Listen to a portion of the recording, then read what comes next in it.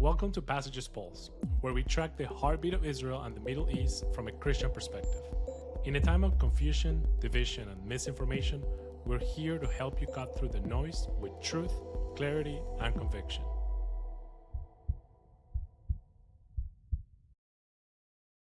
Hi, everyone. Welcome to the Passages Pulse. At the time of this recording, it is Wednesday, October 29, 2025. It's All Hallows Eve's week. It's Halloween week. Josiah, before we get into that, I want to ask you, are you celebrating the Reformation Day or Halloween? Great question. It's been a long time since I dressed up in a costume and celebrated Halloween, so I guess we'll go with Reformation Day. What is the coolest costume you ever had? I mean, as a kid, I dressed up as all kinds of stuff. Usually, favorite athlete, some sort of character. Fireman. Really loved playing fireman for Halloween when I was a kid. Stuff like that. But it's probably been that long since I wore a costume for Halloween. That's cool. Yeah, mine was a cowboy. I loved dressing up as a cowboy. Had my little guns and everything. It was super cool. Y'all, I'd love to hear what your favorite costume has been. Please let us know in the comments. Also, if you're going to celebrate Reformation somehow, because I'm going to a Reformation party on Friday that a friend of me hosting. I've never been to one of those, so I wonder how they work. So as long as there's candy, you're going to have to report back on how that goes. I'm curious. Yeah. Well, getting to more serious subjects. Since our last episode, we've been tracking the news closely developing in the Gaza Strip. You guys have probably seen this trickling of hostages' bodies being handed over to Israel, and also it seemed like the continuation of Hamas' ability to do violence in the Gaza Strip. So, meanwhile, the Trump administration is working hard to put together an international coalition to enforce the ceasefire. It has encountered some resistance from Arab partners, as we discussed that last week. During a series of visits last week by American officials such as J.D. Vance, Witkoff, Kushner, and even Secretary of State Marco Rubio, during this visit of J.D. Vance, the Israeli Knesset gave preliminary approval on two bills promoting the annexation of the West Bank. So while the Vice President of the United States was there, the Israeli Parliament gave preliminary approval to this bill to annex the West Bank or Judea and Samaria, as we can call that as well. These bills must pass several more votes. It's preliminary, but President Trump warned annexation in the West Bank could mean a loss of U.S. support. So President Trump immediately said, "Don't do that. I don't like this." He is trying to hold this ceasefire deal together. So today we're going to talk about why is the West Bank such a contentious topic after 2 years of war in Gaza. We've been focusing in the South, in Gaza. Many of you alumni have been near to that border, and now if attention is going into the other side, to the West Bank. So let's get started. Josiah, please give us a primer on the West Bank or Judea and Samaria, and what are these Israeli settlements in this area? Yeah, to your point, Sebastian, we really haven't talked much about this because the headlines have been focused so heavily on what's happening in the Gaza Strip. And that's not to say that nothing's been happening in the West Bank. Actually, a lot has been happening. It just hasn't gotten quite as much attention. So I do think it's good that we're having this conversation and sort of putting this issue back on the table. The West Bank is an area that's been largely at the heart of the conflict for quite some time, or essentially since the Israeli War of Independence in 48 and 49.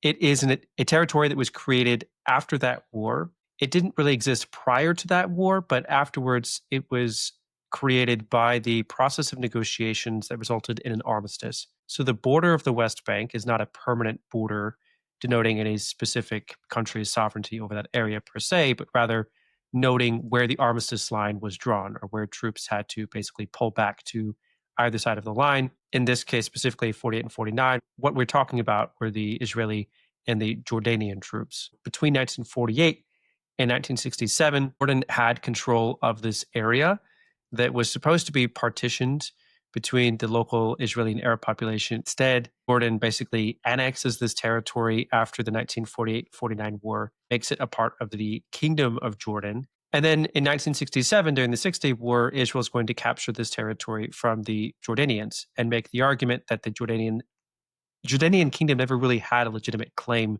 to this territory as a permanent part of the Kingdom of Jordan, because the line, again, was an armistice line, not a formal agreement that it would become part of the state or the Kingdom of Jordan. Eventually, the Kingdom of Jordan would in fact relinquish their claim to this territory. And for several decades, what this basically would become, its new status would be a contested territory, a territory that was contested not between Israel and Jordan per se, but rather between Israel and the local Arab population, otherwise known as Palestinians. It's an area in which, since 1948 and 49, even before, but especially since 1948 and 49, a large number of Palestinians have lived, most of whom consider themselves to be refugees if they transferred there during the 1948 and 49 war, and an area in which there have also been some settlers moving over the past few decades, which I'll explain in just a moment what a settler is. Before I do that, I just want to put up a map that gives you a bit of a sense for the current status of the West Bank and how it is divvied up. Here, what you'll see if you're following along on YouTube is a map of the West Bank with the key that gives you different areas of the West Bank. Areas A and B in the orange, and then area C, and let's call it yellow. What this is denoting is what was created after the process known as the Oslo Accords in the 1990s, which was not a formal creation of a Palestinian state, but rather the concept of interim government or interim gradual transfer of territory to the Palestinians, with the idea being that potentially there might be a Palestinian state in the future. Now, the Oslo Accords never actually achieved that objective of creating a final status of the Israeli-Palestinian conflict or final resolution of the Israeli-Palestinian conflict, but there have been these interim arrangements in place since the 1990s that divide the West Bank into various areas. Area A is an area which, in theory, is under complete Palestinian control, both of civil affairs and security. Area B is an area that is under complete control of the Palestinians as far as their civil affairs, but they share responsibility for security with the Israeli authorities. Area C is basically everything else. So in this area, Israel controls both the civil and the security affairs. And it's in Area C that many of the settlements have been moving into, but the Israeli settlements have been moving into the West Bank, is in that area known as Area C that Israel actually has control over. As you can see here, areas A and B are scattered throughout the West Bank. So there's no contiguous Palestinian territory in the West Bank that is all connected or unified. Rather, it's a bunch of pockets throughout the West Bank that are under Palestinian control, and then Israel controls the rest of the West Bank. Now, the settlers themselves essentially are Israeli citizens who have chosen to move into the West Bank and establish communities there, some of which are recognized by the Israeli government as legal and legitimate. Others are considered both by the international community and even the Israeli government as illegal outposts if they're in the wrong area of the West Bank or they don't have the necessary permits from the Israeli government, whatever it may be. There are a variety of motivations. You can find people who are motivated for pragmatic reasons. They prefer the lifestyle on the West Bank. They prefer the financial advantages. It's cheaper to build there. Perhaps there's some tax breaks. You'll also find people who are motivated primarily by religion or ideology, because in the West Bank is what's known as the biblical heartland. You know, most of the stories that we read in the Bible about the land of Israel happen in the part of the land that is encapsulated within the West Bank. This is why many of the settlers refer to it, or proponents of the settlement movement refer to this area as Judea and Samaria, because these are the biblical names for this territory. And what they're basically doing is making a case that they should move there or should be allowed to move there in order to reclaim the biblical heartland of the Jewish people, or the place where their story was written and took place. So that's a bit of a crash course on the West Bank and the settlement movement, Sebastian. Yeah, and that name of Judea and Samaria is the name that even Jesus called it in Acts. He said, "You'll be my witnesses in Judea, in Jerusalem, in Judea, in Samaria." It was the name of the land at that point, the territory. It's a biblical name. Josiah, let's talk about an interesting issue here. So I was looking up in the Geneva Convention, 1949, rules for occupation. It implies that occupation is when a country occupies the sovereign territory of another sovereign state and transfers its population into that territory. But as you just explained, it's in the name. The West Bank is the West Bank of the Jordan River, meaning that is referred that way because Jordan had occupied it after the War of Independence. And Israel won back control over this territory, or won. Let's remember, y'all, between 1948 and the Six-Day War, Israelis were not, or Jewish people were not allowed to go to the Western Wall, and they were not free to worship in Jerusalem, in the West Bank, in the Holy City. They were only allowed to, I think, cry, and that's where the name Wailing Wall comes from. Anyways, they were not allowed to blow shofars, they were not allowed to worship. So this area was Judenrein. It was rid of Jews, and Israel won it back in a defensive war. And then, as you described, some Israelis started voluntarily moving there. I think today there are a lot of government incentives that truly incentivize people to move there. So tell me about that. This, one could say, technically Israel is not occupying this territory because it didn't belong to Jordan in the first place. There was no Palestinian state before. Israel won it in a defensive war. It was attacked, it defended themselves, it controls its territory. So tell us about that complication. It's still a bit of a gray area. And I think the point you're making, Sebastian, is that it's not as if they're occupying a foreign state. So, in that respect, international law may perhaps be in Israel's favor. The challenges that Israel is going to face are probably twofold as it comes to making a case that this is a legitimate project. First one being that as more and more states recognize a state of Palestine, even if that is not necessarily true to the facts on the ground, it does create a very difficult dilemma for Israel because now you have to continue to find a way to make the argument that you're not occupying a foreign state when Palestinians are going to claim that this is their territory and other countries around the world are going to recognize the state of Palestine. The legal argument becomes much more complicated and much more challenging. It's more of a gray area. The Yeah. second challenge that Israel is going to face is that even if it is not occupying a foreign state's territory, it is still contested territory. So you will have people who are opponents of the settlement movement who will argue that what Israel is essentially doing is trying to find a way to dictate the terms of a future agreement, to change reality on the ground without necessarily having to negotiate for concessions. Because if you fill the West Bank with settlements and place them in between various Palestinian communities, then you're basically changing the nature of the territory in the West Bank without having to offer the Palestinians anything in return, which may or may not be a legal issue, may or may not be an ethical issue. And certainly it is a very politicized issue. People have very strong opinions about. And that's another thing that Israel has to wrestle with in terms of even if they can make a compelling legal case, there are other obstacles they would have to overcome in order to convince other countries to support annexation of the West Bank as a legitimate project. So it's not so black and white. It's a little complicated. Yeah, one more thing that comes to mind is how Israel has used this as a kind of a threat to give a win to Arab states when they normalize relationships. So back in when they made the Abraham Accords, Israel was trying to threat with the annexation of the West Bank, which when they normalized relationships with the UAE were able to sell that to their people. You see, we did this and they backed away from the annexation. So we saved the Palestinian people. So it might be a way also for Israel to win, to let its counterparts in the normalization with Arab states have some saving phase before their people. But let's move on. Let's talk about the bill itself, Josiah. So there were two bills that were advanced. These are preliminary readings. Tell us what are they proposing exactly. So there were two bills, like you said.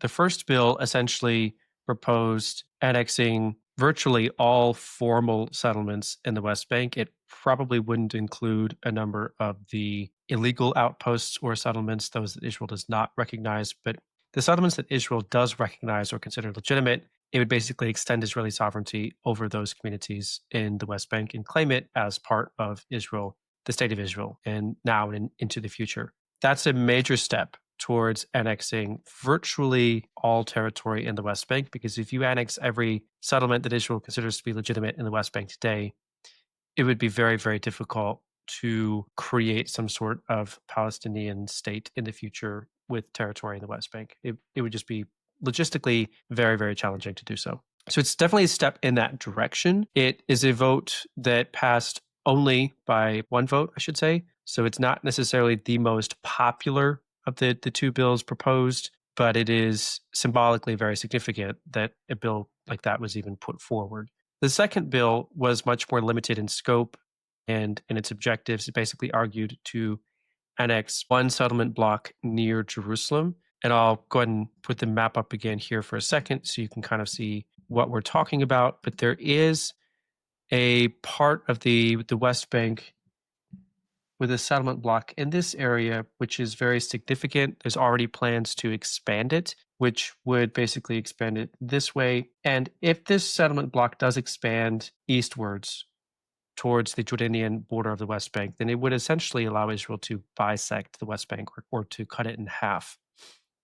which again would be very significant in terms of what it means for the Palestinian national project. And that bill, the second bill, basically was to not only further the expansion, but also to formally annex this part of the West Bank or that settlement. That vote did pass with a bit more favor. There was a wider margin in support of that much more limited idea. But again, it would be, even though fairly limited in scope, pretty significant in terms of what it means for the future of the Israeli-Palestinian conflict. Well, thank you for showing us that map.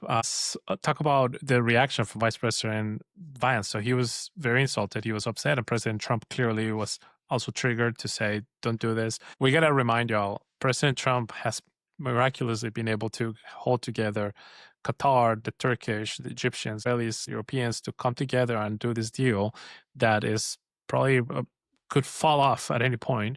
And then, seemingly, while the Vice President of the United States was there, they introduced this bill to annex the West Bank, which would upset Egypt, Qatar, and Turkey. So let's talk about some reasons why Israelis are doing this. Some Israeli politicians or settlers or people support this. Let's talk about some cases for annexation, some cases against annexation. Let's start with the pro case. What are some arguments from the Israeli point of view for the annexation of Judea and Samaria? And not everyone in Israeli society is going to be for annexation or even necessarily have the same reasons why they do support annexation if they do. But I think there's a couple different categories that you can sort of group these cases into.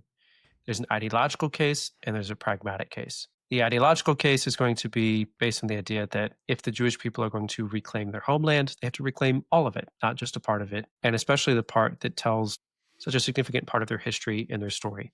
Places like Hebron, where the patriarchs are buried, places like Shiloh, where the tabernacle once stood, other key places in the biblical narrative that tell the story of the Jewish people, they should have access to these places and they should declare sovereignty over them if they're going to reinvigorate the idea of a Jewish presence in their homeland.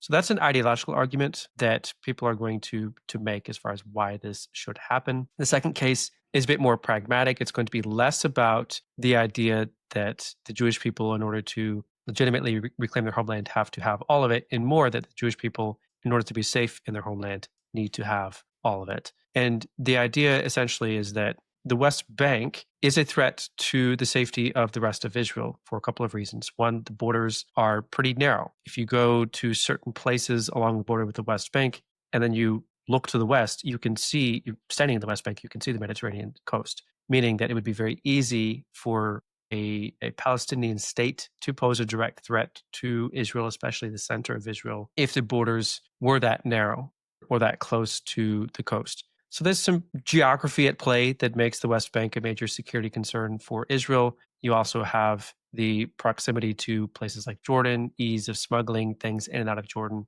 another layer of geography that makes this a concern. You also have just who lives there is a concern for Israel. You have concerns about the fact that Hamas is greatly weakened in Gaza, yes, but it's relatively popular in the West Bank. And there are different signs, whether smuggling routes or weapons producing factories, that terror organizations in the West Bank have been actively working towards being able to produce things like rockets and carry out acts of terror from the West Bank, similar to the kind of operations that were carried out in Gaza over the last 2 decades. So it's a concern. I mean, from a pragmatic standpoint, one of the cases for annexing the West Bank is that you can't leave it unattended, or it will be used as a base of operations for terror attacks against Israel in the future. And the geography makes that even more alarming or concerning for many Israelis who don't necessarily have an ideological connection to the West Bank. The last thing I'll say is that the timing of these specific 2 bills is very interesting. What I've just referenced is kind of like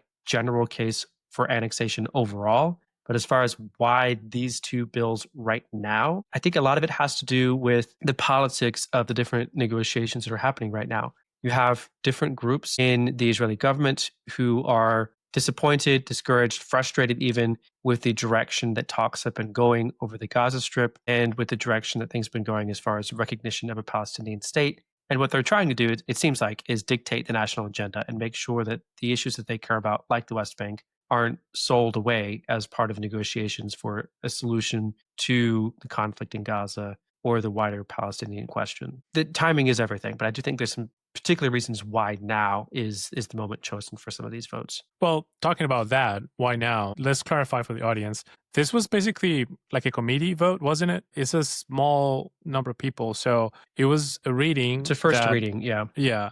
The 25 members of the parliament voted for it, 24 against it. We need to clarify that the Likud, the conservative or right-wing party that Netanyahu is a part of, they did not vote for this. Netanyahu opposed it. And in fact, he said that he criticized the passing of the bill in a statement, saying that it was an attempt to embarrass the government while Vice President Vance was in the country. The only person from Likud who voted for it was Yuri Edelstein, who is a famous refusnik. Probably his thinking about elections are coming up. He probably wants to be the guy who stood up to Netanyahu. It was introduced by a very right-wing guy named Avi Maoz. So this was less engaged with this, Josiah. What if one argues Netanyahu is not for this? His party didn't vote for it, and it was introduced with the help of opposition leaders and right-wing leaders. He had nothing to do with this. Yeah, and that's an important question because the reaction from the United States was pretty strong. You had Vice President Vance saying he was personally insulted by the fact that this vote took place while he was in the country. You have President Trump basically saying that Israel won't do that because if they do, they'll lose U.S. support. So he's threatening Israel with the loss of U.S. support if they do choose to annex parts of the West Bank. And that's significant. So you have to then dig a little bit deeper and understand, okay, was Prime Minister Netanyahu for this or against this? And what's going on here? And to your point, Sebastian, he was not for it in this instance. I would say if you look at historically, Prime Minister Netanyahu's record, he has been for expansion of settlements or even partial annexation of the West Bank in the past. It's part of why the Abraham Accords happened inadvertently was there was rumors of plans by the government to annex parts of the West Bank, and it was a carrot given to the United Arab Emirates, essentially, that they could help stop that if they signed the Abraham Accords and formalize the process of normalization with Israel. So it's not as if Prime Minister Netanyahu is strictly opposed to annexation of any parts of the West Bank, but I do think he was smart enough to know Vice President Vance was going to be upset if this happened while he was in the country. President Trump would be upset by the timing of it. And that's probably why Prime Minister Netanyahu was against this from the get-go, the idea of this vote happening last week. To the question that many people have thrown around about, was this really about advancing West Bank annexation, or was this primarily about embarrassing the prime minister because many of the people who voted for these bills are not sitting in the current government or are sitting in opposition to the prime minister? I think it's probably a bit of both. I mean, yes, there are obvious political benefits and rewards to embarrassing the prime minister. It'd be silly to deny that. Obviously, that has to be part of the calculus that people are going through. At the same time, though, I think it's more than that. I don't think it's just about embarrassing the prime minister. I do think that many of the people who voted for this do truly believe that annexation is a good idea.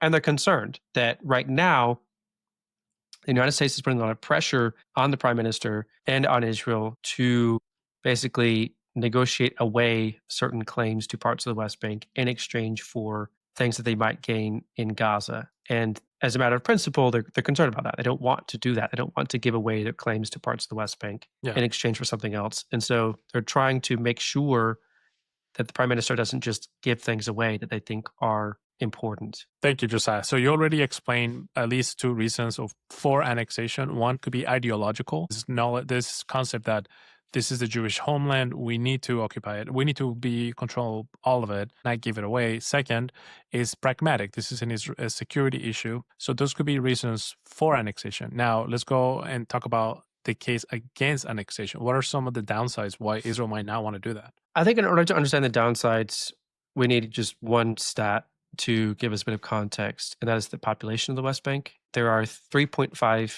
roughly million Palestinians living in the West Bank and roughly 700,000 Israeli settlers. So neither of these numbers are inconsequential. Obviously, they're very significant numbers. The 3.5 million Palestinians is a point that I want us to remember as we walk through some of the cases against annexation, because it does get complicated very quickly if you try to imagine annexing the entirety of the West Bank. What do you do with 3.5 million Palestinians? They would become your responsibility.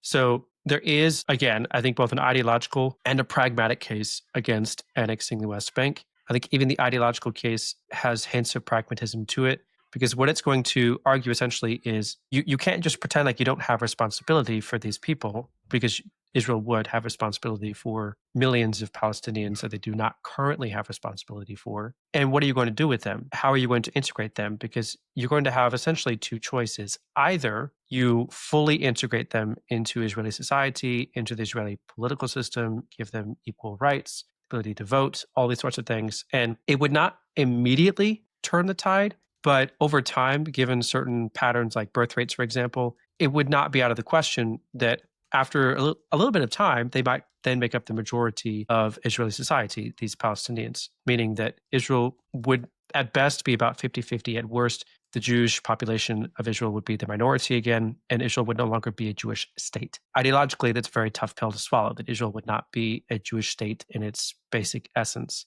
The alternative to that, if you're not going to fully integrate them and give them equal rights, is that Israel really would be an apartheid state. People have argued for many years that Israel is an apartheid state. I don't think that's true. But if you plan to fully annex the West Bank, 3.5 million Palestinians, and not give them equal rights, then you really would be an apartheid state. There is an ideological case being made by many Israelis that you don't want that. We don't want to lose our Jewish essence as a country, but we also don't want to actually become an apartheid state and oppress a minority simply because we're scared of the political consequences of giving them equal voting rights and that sort of thing.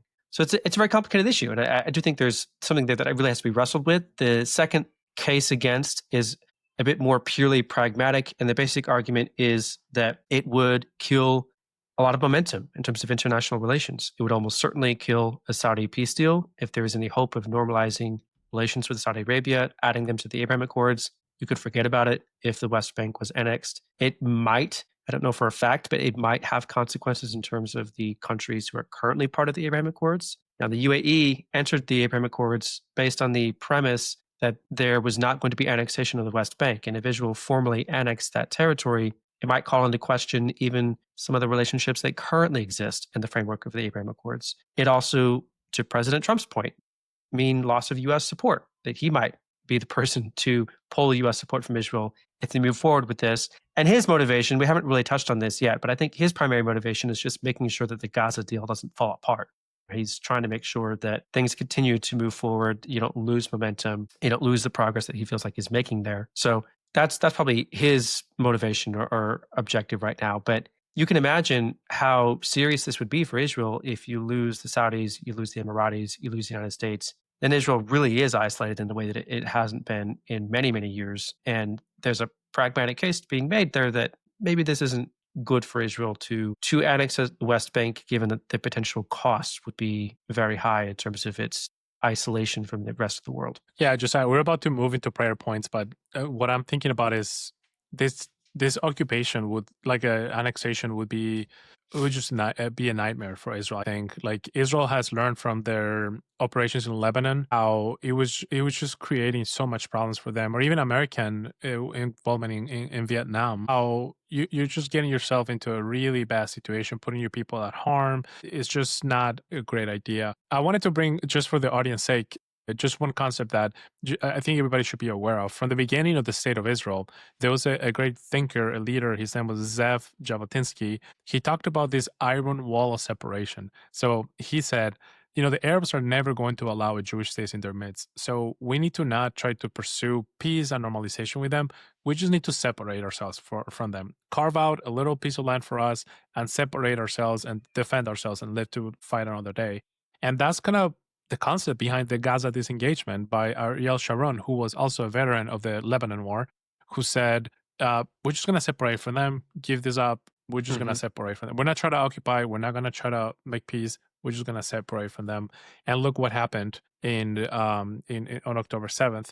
Josiah, I heard a really interesting podcast. I recommend that. Maybe we can add to the notes, by the Times of Israel with Micha Gutman.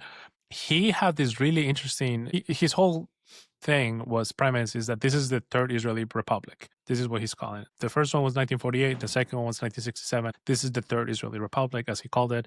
And he said this concept. He said that the October 7th war killed the dreams of the Israeli left that there could be coexistence and peace with the Palestinians. And the ceasefire deal that just took place killed the dreams of the right wing of Israel that they could reoccupy and take back Gaza. I thought that was such an insightful Yeah.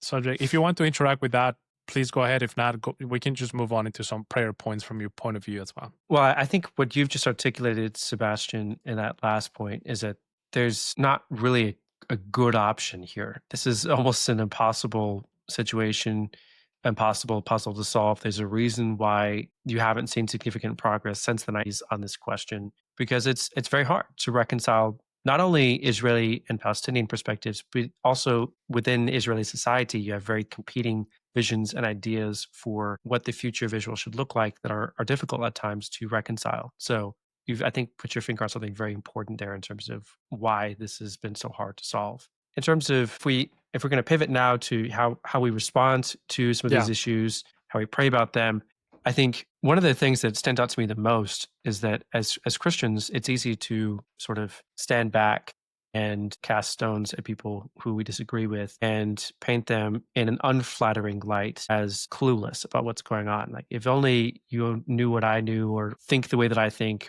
we could solve this. And I think that's a mistake. I think if you look at what's happening in the West Bank, what has happened, what's currently happening, what the consequences would be of different paths that you could take in the West Bank, there's not necessarily a clear right or wrong answer here. I think you can make a compelling legal, moral, and pragmatic argument for and against partial or complete annexation of the West Bank. And it's not a black and white issue. And if you're assuming that it is, and if you're treating the people that you talk about this issue with as if it's a black and white issue, and they're stupid if they disagree with you, that's a mistake, because it's a lot more complicated than that. And I think we have to be willing to accept that reality and wrestle with that tension a little bit, that there are good points on both sides of this argument, and we need to engage in some good faith discussion about those points, I think. The last thing I would say is that it is important to, as Christians, understand the stakes. Now, this isn't something that affects us on a regular basis, so it is easy for the West Bank, like we mentioned earlier in the episode, to kind of just go under the radar for a while there are bigger things happening elsewhere or a war being fought in the Gaza Strip. But it is important. It is very important what happens in the West Bank, what happens to the West Bank, because realistically, if you are the kind of person who wants to solve the Israeli-Palestinian conflict or to see it solved at some point during our lifetime, it's not going to happen unless some sort of solution is created for the West Bank. Period. I mean, there's too many Palestinians living there. The territory matters too much to both sides of the conflict, and we can't forget about it. It does need to be part of the conversation, because there won't be peace without it. And to that end, I would say, I think it's just very important for us to pray for a lot of wisdom, because I don't know about you, Sebastian, but as I was preparing for this conversation, thinking about it as we were having this conversation, I was struck by the fact that I don't have good answers to some of these problems. I don't know what the right answer is. I don't know how this is going to get solved necessarily. So I think we just need to be praying for some humility and wisdom if we as Christians hope to contribute to peace in the future. Yeah, there's so much to pray here. I think first we should continue to pray that the deal that is in place continues and is executed to these important stages to make sure that Hamas is never able to kidnap Israelis again. I think right now there are still 13, 14 bodies left, and Israel says they know where the majority of those are, like the vast majority of them are. Maybe they don't know where one or two are. So families need closure. I think families need to get those bodies back, and then we can move on to the next stage, which is the disarmament of Gaza, of Hamas, so that they're not able to do this anymore. They're not able to start this again in 2 years, and we're back in the same situation. When it comes to the land, I think Christians, we just need to read your Bible, and you need to figure out for yourself what you believe about this. What according to your tradition, your interpretation of the Bible, what you believe about this land. For instance, if God gave Abraham and his descendants the grant of the land, it was when God made the covenant with Abraham, God walked through the animals, not Abraham. So God bound himself to this gift of the land, the promised land. And there was nothing that they had to do to get it. It was just God giving it to them, and God fulfilled that promise. And one interesting issue is that Joshua, for instance, he was told to eradicate this Canaanites, these idol worshippers out of there, and they didn't fulfill the mission. So, for instance, in Jerusalem, they didn't completely kick out the Jebusites. So King David had to come back later and finish the job and actually occupy Jerusalem and take control of it. So one could say that when King Solomon in 1 Kings 4 or 5, it describes that he controlled the land from the brook of Egypt to the Euphrates. And that's exactly what God promised Abraham. So one could say this promise of the land was already fulfilled in King Solomon, and God kept his word. But also in the exile prophecies, God says that each of them will return to their land, to their cities. So if you read Ezra, if you read Jeremiah, it says that each will return to their town, to their cities, and Jews have done that. Today, after 2,000 years of exile, after the Roman occupation of Israel or Judea, it has pleased the Lord, this remnant of Jewish people, to be reestablished in their ancestral homeland. And as Christians, I think you need to decide what you believe. Is this God's will, or is it just kind of an accident? If you believe that God's sovereign, it's hard to think that they're accidents. I know I'm going on a tangent here, but here's where I want to end. I think one thing, we talked about this last week, God is the same yesterday, today, and tomorrow. He doesn't change. And I think God's is absolute just. And if whoever is living in this land is committing injustice and is oppressing the poor, the widow, the orphan, they will have to answer that to the Lord. What I'm trying to say is we should pray to the Lord that he will move the hearts of both sides to work towards justice, to work towards peace, to work to reconciliation on this earth as much as it's possible. And we have seen that Israel has been able to have peace with Egypt, with Jordan, with the UAE, now with Saudi Arabia soon, hopefully. So let's pray that the Lord will move the hearts of the people involved to work towards peace and a just peace without subjugating the rights of other peoples. I know that's vague, but that's what I'm thinking about right now. Josiah, anything you want to react to what I just said? No, I don't think I have anything to add to that. It's a big puzzle, but I think you've given us some good things to think about for sure. Yeah, let me close with 30 seconds about this guy, Micha Gutman. He's a great thinker. And in his podcast, he talks about the parasha portion, the Torah portion that they were reading last week, the Jewish people, they were reading Bereshit, or when he did the podcast. And he talks about how the Torah ends in Deuteronomy with Moses looking at the promised land, but never actually entering himself. And King David ends his life wanting to build a temple for the Lord, but actually not able to do it because he had shed blood. So he highlights that maybe the role of the Jewish people will never accomplish their goal. Moses' goal was to enter the land, or for King David, it was to build a temple. But the Bible, it's about people who strive towards this goal. So the Jewish people should strive towards building a just state in peace alongside its neighbors. And he says that that's the whole point of Judaism. So we'll post that podcast. We'll encourage you guys to listen to it. Thank you so much for listening today. I hope you have a fun week this weekend with Halloween or with Reformation. We'll see you guys next week in the Passages Pulse. Thank you so much. Thank you for listening to this week's episode of Passages Pulse. Help us grow this community by liking, sharing, and subscribing. If you like this week's episode, let us know by leaving a comment below. This podcast is a project of Passages Israel. We exist to educate the next generation of Christians on modern Israel, deepen the roots of their faith, and equip leaders to foster positive Christian engagement with Israel and the Jewish people. To learn more about Passages, follow us on social media or visit us at passagesisrael.org. Until next time, we'll keep our finger on the pulse.